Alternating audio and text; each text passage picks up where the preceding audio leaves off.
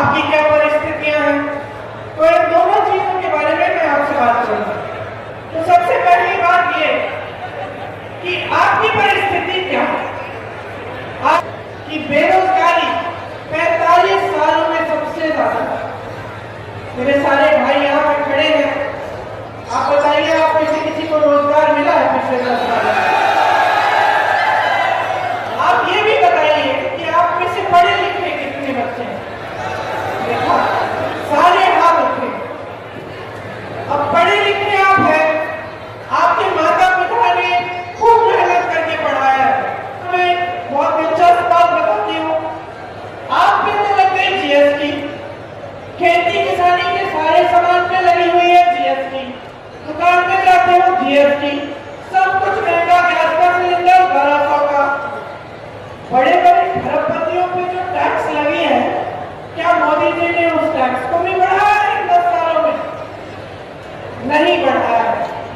ये जो महंगाई मैंने बकी है तुम्हारे लिए, इसका सामना तुम कैसे कर रहे हो? पंडित जवाहरलाल नेहरू से लेकर सारे कांग्रेस के जितने भी नेता रहे, प्रधानमंत्री उन्होंने बनाए, IIT, IIM, एम्स, ये सब किसने बनाया? ये चुटकी बजाते रहे और आप खाई में रहे और खड़े रहे, आप संघर्ष करते रहे, आप गरीबी में फंसे रहे आपको मदद करने के लिए।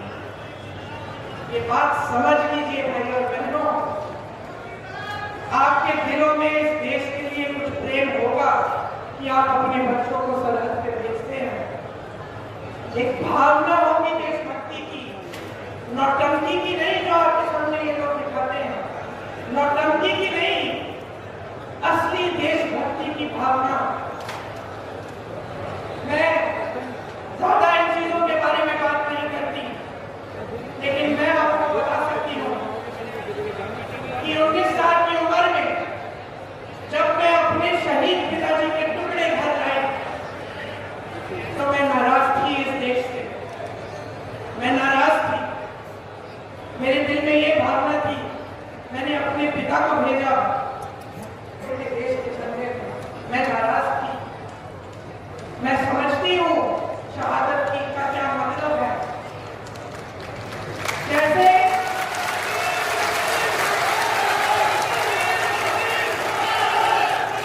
आज मैं 52 साल की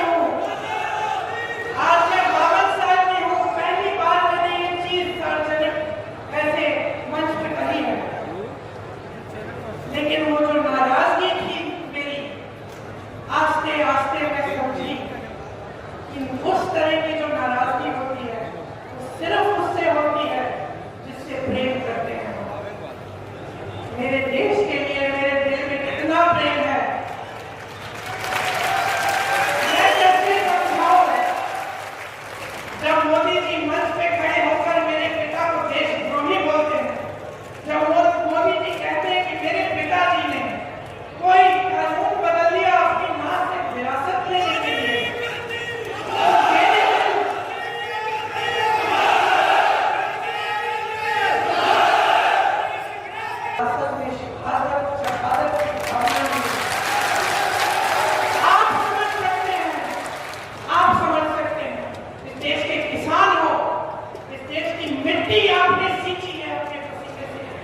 अपने अपने बेटे भेजे हैं सरहद पे। जब आपके बेटे शहीद होते हैं इस देश के लिए, तो मैं जानती हूँ कि आपके दिल में क्या भावना है, क्योंकि कई भावना मेरे दिल में उल्टी सीधी बातें करते हैं। जो मोदी जी इस भावना को देख के सिर्फ परिवारवाद देखते हैं, लेकिन देशभक्ति नहीं देखते, देश की सेवा नहीं देखते, वो इस भावना को नहीं समझते। मैं कहने आई हूँ कि हमें देशद्रोही कहें, हमें घर से निकाल दें, मेरे भाई को संसद से निकाल दिया, हम पे केस डाले, मेरे भाई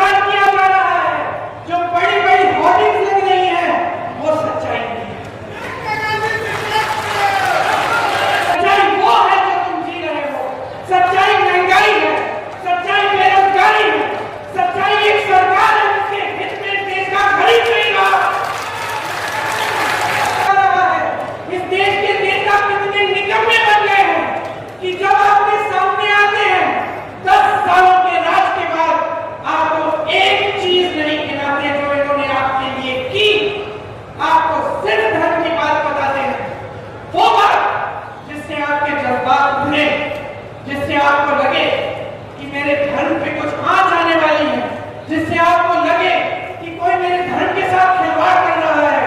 क्यों करते हैं? क्योंकि उसके जरिए आपका वोट लेते हैं और सत्ता में रहते हैं। पहचानिए इनको, इनकी सच्चाई को पहचानिए। हम सब धार्मिक हैं, इस देश में कोई ऐसा नहीं है जो धार्मिक नहीं है। इंदिरा जी ने मुझे सिखाया पूजा करना, मुझे पूजा का कमरा था उनके कमरे के पास, रोज में बैठती थी। इंदिरा जी ने सिखाया, राजीव जी के साथ में मंदिर जाती थी। मेरी माँ जो यहाँ आई विदेश से, यहाँ की परंपराएं सीखी, उन्होंने मुझे सिखाया धर्म क्या होता है, हिंदू धर्म क्या है, हिंदू धर्म सत्य है। ये देश, इस देश का आधार सत्य में सत्य है, और ये लोग आपके साथ खिलवाड़ कर रहे हैं। जब जब चुनाव आता है इनकी बातें सुनिए।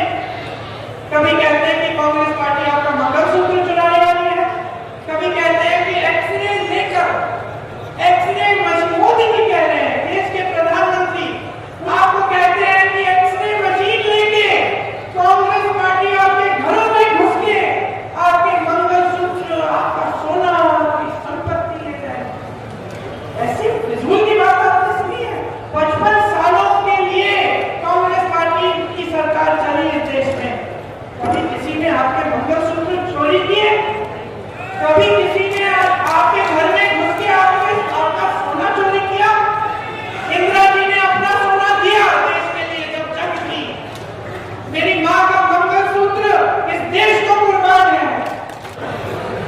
मैं चुनौती देती हूँ आपकी गौशालाएं बनाए, गौशालाओं को मजबूत बनाए, जैसे छत्तीसगढ़ में कांग्रेस की सरकार ने किया। बात यह है कि जब नियत ठीक होती है तो नीति भी ठीक होती है, जब नियत गलत होती है तो नीतियां भी गलत होती हैं। अब मैंने खूब लंबी बातें कर ली, आपने बहुत ध्यान से मेरी बातें सुनी, मैं देख रही हूं। मैं आपसे सिर्फ ये कहने आई थी कि जागरूक बनो, गहराई से इन बातों को समझो। जो बेवकूफ बनाने की कोशिश कर रहा है उसको पहचानो।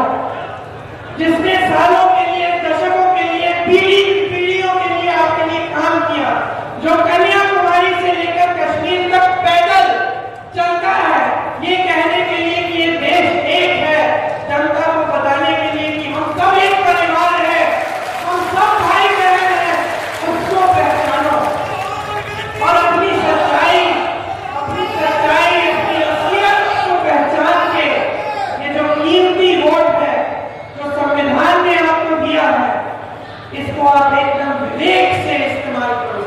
और मैं ये नहीं कह रही हूँ कि किसी नेता के लिए